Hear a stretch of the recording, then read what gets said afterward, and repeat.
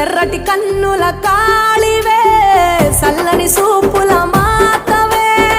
త్రిమూర్తులైన నీ బిడ్డలమ్మ ముల్లోకాలకు తల్లివే మమ్ముగా సేవే దుష్టుల చండాడే దుర్గమ్మ